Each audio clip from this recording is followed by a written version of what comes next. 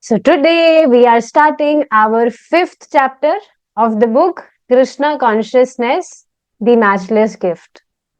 Learning steadiness in Krishna consciousness. Now, what does that mean? See, steadiness means fixedness. Whatever we are doing, are we fixed in it? I mean, not whatever we are doing in Krishna consciousness, whatever devotional practices we are practicing. Just like we took vow of chanting 16 rounds. So, are we fixed in chanting our 16 rounds every single day? Like, I hope everyone has completed their 16 rounds today. Have you chanted your rounds today? So, it's nice if you have chanted. So, see, a devotee, he will never skip his whatever vows he took, chanting 16 rounds, hearing about Krishna, and whatever devotional services practices he practice, he is fixed in it. And of course, it is a gradual process. As we practice it consistently, then gradually we become fixed in it. But important thing is that from the very starting, we should try to be consistent in whatever practices, whatever services we are performing for Krishna, we should try to be consistent in it. And that way, we will achieve that fixedness. So, fixedness comes through consistency. Being consistent is very, very important. So, these days, what I'm doing, I'm just calling uh, calling people back. I'm just asking them to chant Hare Krishna Mahamantra. Even if they are chanting one round of Hare Krishna Mahamantra, then also, I mean, it's enough. I mean, not enough, but yeah, if any person, if he is not doing anything for Krishna, then at least if he is chanting one round of Hare Krishna Mahamantra, then that is enough for now, for those people. So I'm just concentrating on, you know, uh, cultivating them to help them that they may be consistent in their sadhana, like whatever, if they are chanting one round. So, idea is to maintain streaks, maintain a good consistency. And this way, you will see gradually as we'll be consistent, we will become fixed and we will be progressing. We will be elevating in our spiritual journey. When one reaches the topmost position of material opulence, the tendency for renunciation is natural. Yes. So, see, Lord Krishna has created this material world so that people may gratify their senses. And when they gratify their senses, and then, like, after gratifying their senses so much, when they become fed up, then they may ask these questions that, like, whatever I'm doing to gratify my senses, I'm not getting satisfied. Is there something beyond these things? So this is the only reason of Krishna creating this material world, that people, they gratify their senses.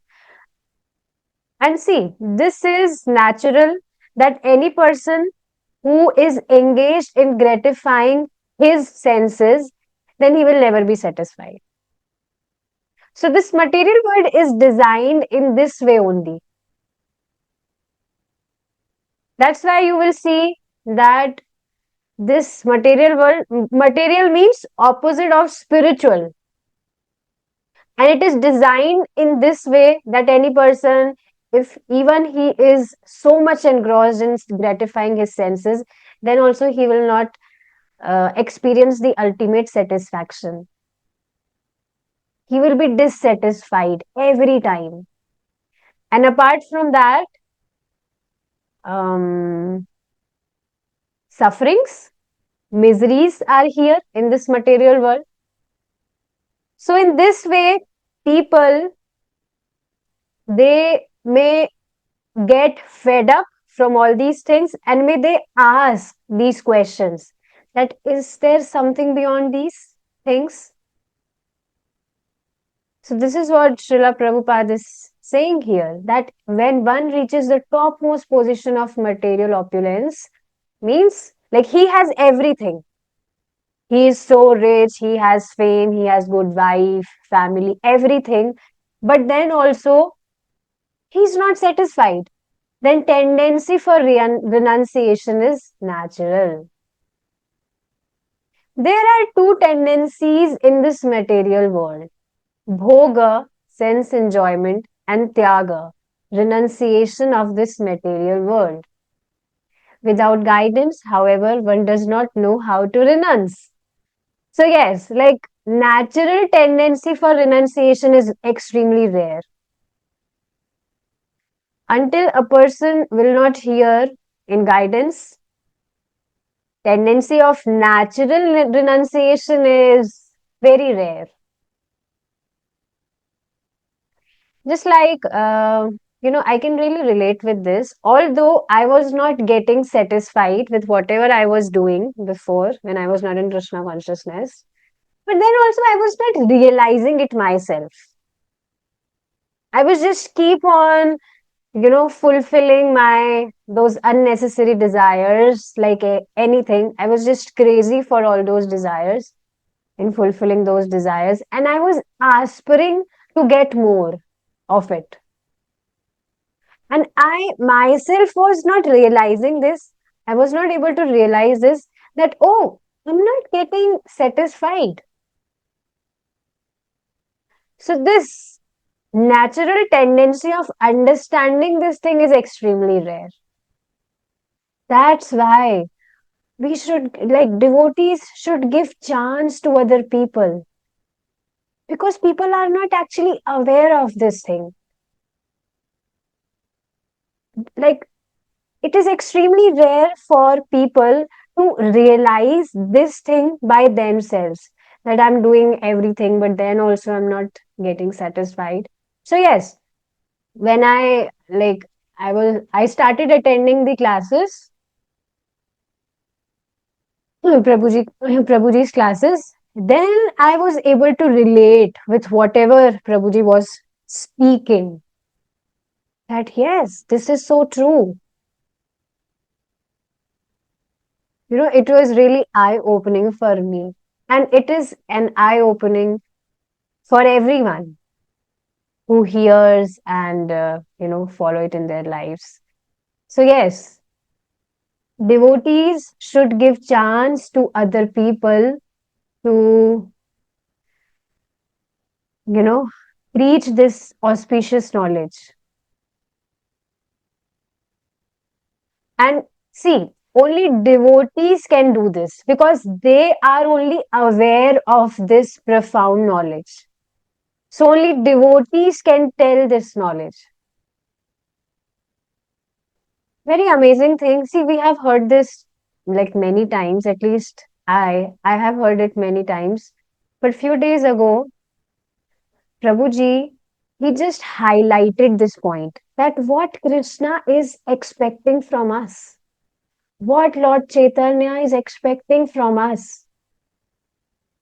Jare dekho tare kaho Krishna upadesh. To whomsoever you see, you just talk about Krishna. You tell them about Krishna. Telling them about Krishna means, you make some ways to engage those people in service to Krishna. This is what Lord Chaitanya is expecting from every devotee who is following this path. So we should, we should, like, I'm really trying to follow this. Whomsoever I'm seeing around me, I just try to, interact with them. That can be anyone. Just like yesterday, I went to the market to take some groceries. So, I took my chanting bag with me. It was around uh, 2 p.m. in noon. So I just took my chanting bag with me and I was going while chanting. And in my mind, I was thinking, like one thought came, if like I was walking in crowd, chanting like that. So in my mind, I was thinking that, oh, people might see me and they will think that she might be, showing off that she's a devotee or something like that. But later, I just, one amazing thought came in my mind, that I really don't have to care about what this world think about me. The only thing, because I really don't belong to this world. Like literally this deep thought was coming in my mind, that I really don't belong to this world. Then why I really have to care about what others think of me? My only responsibility is to please Krishna. And when I'm chanting holy names of Krishna, then it is pleasing to Krishna. And I was just behaving like I don't belong to this city at least. Like I'm from any outside city. So I was behaving like this. So even while walking, I was just smiling. I was like naturally I was feeling very happy yesterday when I was walking. And when I was seeing some children in maid, I was just greeting them. Even though they were strangers to me, I was not knowing them. But I was smiling nicely and I was greeting them. Hare Krishna. And they were also like, happily they greeted me back. Hare Krishna. So, devotees should always think like this, that we really don't belong to this world. Krishna has, like, of course, we are not at that level, but we can at least think like this, that Krishna has um, Krishna has not yet called us to his abode.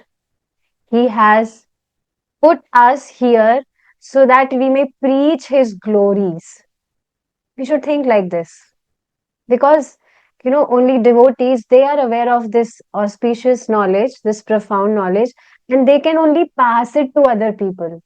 So we should always behave like this, that we don't belong to this world. At least we don't belong to this city. In whatever city you're living, you just think like this. I am not of this city. I belong to another city or country, and I'm here. Krishna has sent me. Just think like this. Krishna has sent me here in this city so that I may preach about his glories. And just don't care about don't care about other people's opinion. Just don't care about it. Your only responsibility is to please Krishna. And Krishna is expecting us, uh, Jare dekho tare kaho Krishna Upadesh. We just have to follow it. That's it. So it was really an amazing thought. Okay. So are you understanding this thing, that without hearing in guidance, this natural tendency of renunciation is extremely rare? First of all, one wants to enjoy. And when he is frustrated in enjoyment, he renounces. Again, when he is tired of renunciation, he enjoys, like a clock pendulum which swings from side to side. Now, what Srila Prabhupada is trying to tell here, that just like suppose you love sweet very much. You have a sweet tooth and you just love sweets very, very much. And suppose you ate sweets, lots of sweets. Then after consuming those sweets, instead of feeling a satisfaction, you will feel fed up. That, oh, I'm fed up now, I don't want to eat sweets anymore. And at that moment, at least at that moment, you will decide that now I'm not gonna have sweets in my future anymore. At least at that moment, you will think like this. Can you relate with this? And that can be any other thing, whatever you are doing it so passionately at that time, but you did it, uh, like suppose eating, you overate, or whatever you did it, um, what to say? Yes, you did it, and instead of feeling satisfaction, let's say unlimitedly, you did it unlimitedly, and instead of feeling satisfaction, you feel fed up. No, like, I will not do it now. And at least at that time, you feel renunciation. But that really happen? Again, after some time or after a few days or week, you will again feels like consuming more sweets. This happens with me. That's why I'm telling this example. Many times I overeat. And not many times. I mean, not many times, but sometimes. So when I overeat, then I feel, oh, now I'm not gonna overeat anymore in my future. I will not overeat. But again, later, when some nice prasadam come in front of my eyes, then I again forget. I again forgot all those past things which I decided, and I again overeat. So this is what Srila Prabhupada is telling here, that first of all, we want to enjoy, and when we get frustrated in enjoyment, we renounce. But then again, this is like a clock pendulum. Pendulum. You're you're enjoying, then you're renouncing. Then you're enjoying, then you're renouncing. So this is like a clock pendulum which swings from side to side. We are thus all vacillating from the platform of enjoyment to the platform of renunciation and back again. But this is really not the real renunciation. Real renunciation means, just like now, as we are following four regulative principles, so now gradually, as we are chanting nicely and we are performing our devotional services nicely, then we will ourselves not we will not be wanting to break those four regulative principles. Like, do you really starve to consume tea now, tea or coffee or onion garlic? No, right? So this is the real renunciation. Even if any person will give you some money, that, oh, I will give you money and you consume onion, garlic, or whatever rubbish things, you will not consume it. Of course, like, it is not pleasing to Krishna. This is also one reason. And now it it has become natural for us that we will not consume those things now. We don't desire to consume those things anymore. So this is called real renunciation. So yes, this is called real renunciation. But this pendulum, like swinging side to side, this is not renunciation. So one should understand this thing. Okay. So vacillating means we are just, you know, kind of wandering from here to here to here to here. Karmi's fruitive workers try to enjoy this world and reap the fruits of it. Consequently, they are constantly traveling on expressways all day and night to engage in material enjoyment. Just like today, when I was scrolling down to Instagram, so I saw one photograph of one of my friends from school. So she went somewhere on a hill station and she posted her photographs. So, that time I was thinking in my mind that, see, this, this girl, she is not satisfied, like whatever she is doing. And now she is thinking that if I'll roam here and there, if I'll visit to a hill station, I'll travel like this, then I will become happy. So this is what is happening, that people, they are just roaming here and there. They are thinking that if I will do this, I will become happy. If I'll do that, I will become satisfied. But nothing is satisfying them. They are constantly traveling on expressways all day and night to engage in material enjoyment, assuming that it will satisfy them. On the other hand, there are others, predominantly the discontented youth, who don't want any part of this. Now, you might be assuming yourselves in this state that, yeah, Srila Prabhupada is talking about me. I am predominantly discontented with all these things. I'm not interested in traveling here and there. In fact, I am able to put myself here that, yeah, now I'm not wanting to travel here and there. It is actually a big austerity for me now to travel here and there, going, Shimla or whatever hill station. And, people, they, they put lots of efforts in clicking photographs of themselves. Now, this has also become austerity for me. I don't remember last time, I don't remember when I clicked a photograph of myself. And same for all of you, is it not?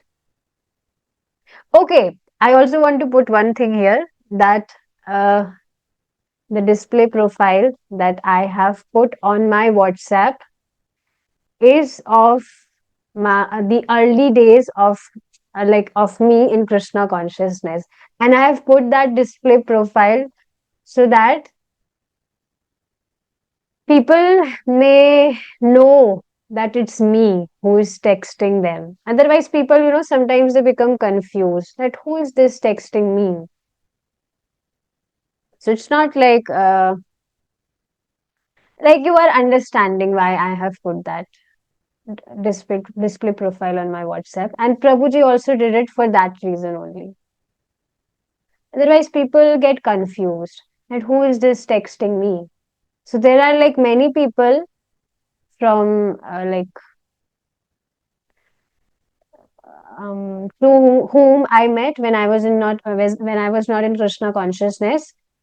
So I keep on texting them also to take them to Krishna. Anyways, so yes, are you getting this point that people are wandering here and there?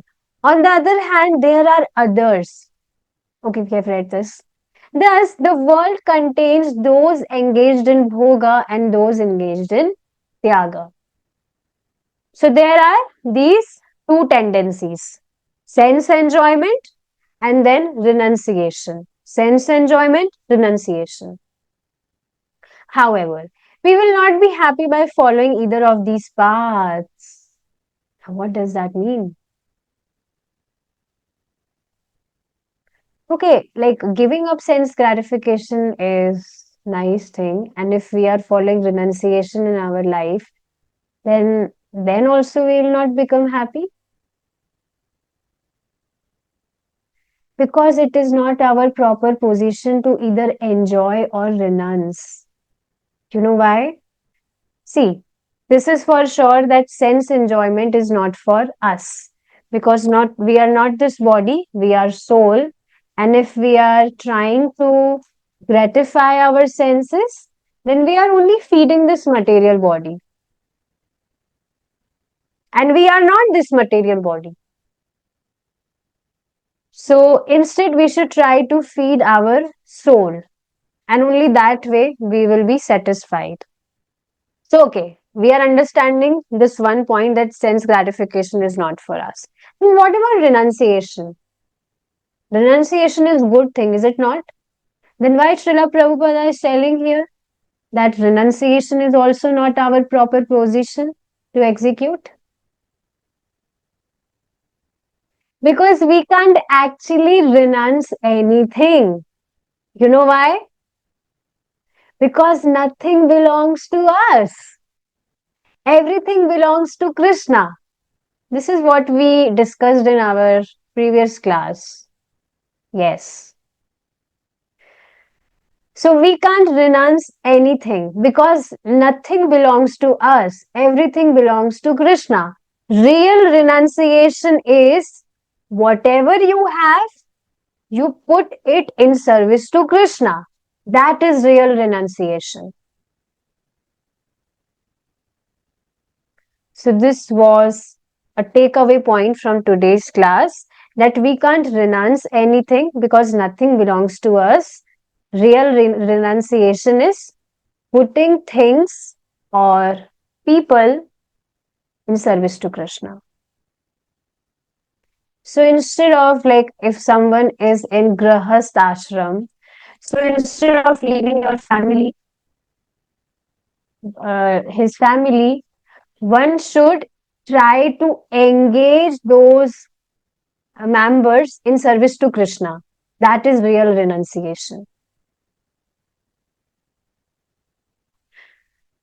Since everything belongs to Krishna and nothing belongs, oh, sorry.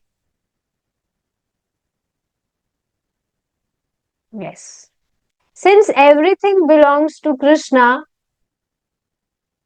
and nothing belongs to anyone else, whatever we possess is actually Krishna's property. 𝗃𝗵𝗵 idam sarvam. Since we have not produced the trees, plants, waters, or the land, we cannot claim them. Since we actually have nothing, we can renounce nothing. This was really amazing point. This is really amazing point. What Srila Prabhupada is telling here.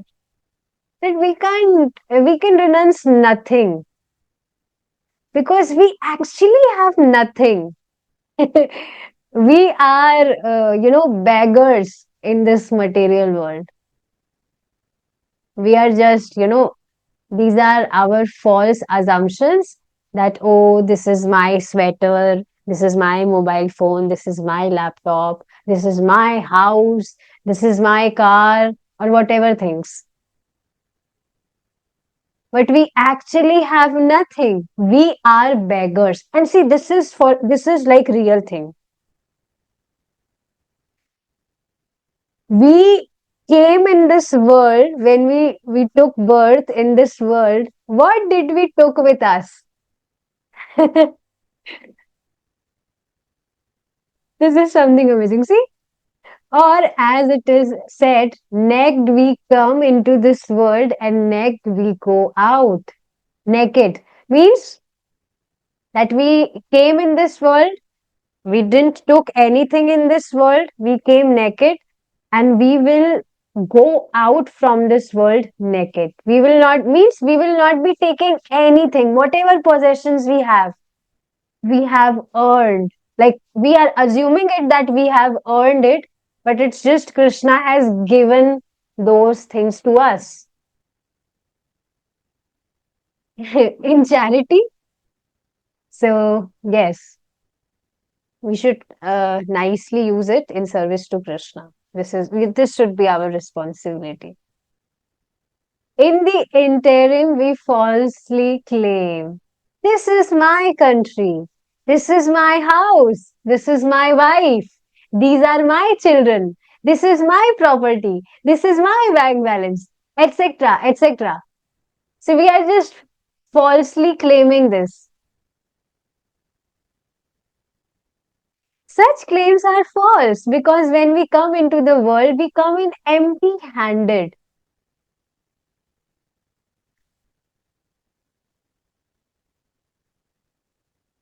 And when we go out empty handed. What then is the meaning? Yes, what then is the meaning of bhoga and tyaga? In the light of the actual facts, they have no actual meaning.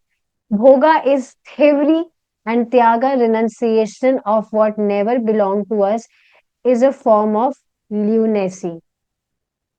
So theory means thieving, stealing, stealing something. Yes. And lunacy means, let me just search the exact meaning of it. Insanity. So it is, craziness, or let's say a person who is saying that I've renounced everything, I am on the path of renunciation. He's actually a madman. It is a form of lunacy that if he's thinking that I'm on the path of renunciation. And bhoga means, using things for sense gratification. Is thievery means stealing the property of God. So there is no meaning of these two things. This one should understand. In this regard, Krishna gives us this direction. Sarvadharman parityajya mamekam sharanam raja aham sar. I mean, I don't remember the whole verse, but yeah, Krishna says that you just, whatever false identification you are making, whatever you are thinking that I belong to this religion, I belong to this group, I am this, I am that, and you won't believe this, 2 days ago, one, like, one man, he texted me. I mean, he texted it in Hindi. I was typing in English. I mean, not English language, but when we type text, so it's in alphabets. So he texted me that, God is never pleased. God is always pleased with those people who speak Sanskrit language or Hindi language. He typed it out in Hindi language. So yes, he was saying me that, Krishna, he specifically was saying Krishna is only pleased with those people who speak Sanskrit or Hindi language. And Krishna is never pleased with those who speak English language. And yesterday he texted me. Yeah, yesterday only he texted me. And I received his text just after my English class. And I was literally laughing out loud. That, maybe he's not aware of this thing, that how Srila Prabhupada has preached about Krishna all over the world, and how people of like almost every country, they are engaged in service to Krishna, and they have gone back to Krishna. Like many people from Western countries, they have gone back to Krishna in this lifetime only. Is it not? Western countries, where people are speaking France, Spanish, Italian, English, whatever languages. In fact, you won't believe this. Like, I want to put this because I have really realized this thing, that people in Western countries, when they come on this path of Krishna consciousness, they are more sincere than uh, than the people residing in India. I mean, I'm not giving this, this is not a blind statement, but I have realized this thing. Like devotees of Western countries, they are really very sincere. They are very, very disciplined in their sadhanas as compared to the devotees residing in India. I'm saying this that this is not a blind statement, but this is what I have realized. This time when I went Vrindavan, so I met a devotee. He he is Italian and he is like extremely disciplined in his sadhana. He lives in ashram. I mean, he's not from ISKCON temple. He's from Anand Dham, where where devotees are following the teachings of one of the god brothers of Srila Prabhupada. And I observed this thing that he's very, very disciplined in his practices. Anyways, so yes, what that person was saying that yeah, Krishna is never pleased with those people who speak these languages, foreign languages, and stuff like that. And later, you know what he said? That whoever speaks English language, he's not a devotee. If we are Hindus, then we should only speak Hindi language. If we are Muslims, then we should only speak the Urdu language. If we are, what he said? Yes, if we are Christian, then we should speak English language. Now, is it not complete ignorance? This is because that person is identifying himself with this body, and that's why he is differentiating like this. That I'm Hindu, that is Muslim, he's Muslim, he is Christian. That's why he is, differentiating like this. But what Krishna is saying here? Sarva dharman parityajya mamekam sharanam vraja. That you just quit all these false identifications and you come and surrender unto me, and I will relieve you from all your sinful activities, all your sinful reactions.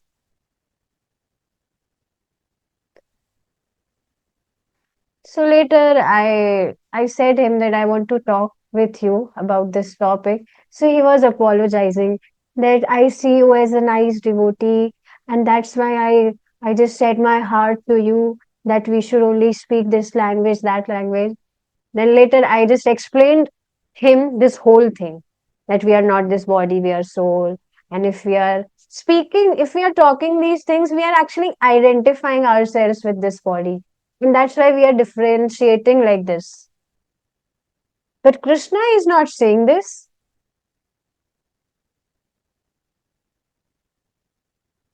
Although we have created different types of religion based on bhoga and tyaga, we are thus advised to give up all of them and to surrender unto Krishna. And this is what Srila Prabhupada has taught people across the world.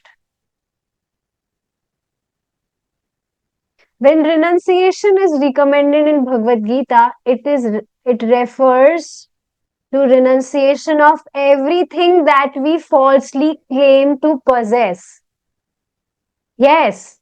So real renunciation is renouncing the false claim that I have earned these possessions or the false identifications.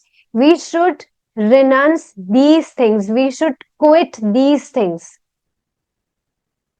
This renunciation is actually recommended. Very profound statement, isn't it? Very amazing.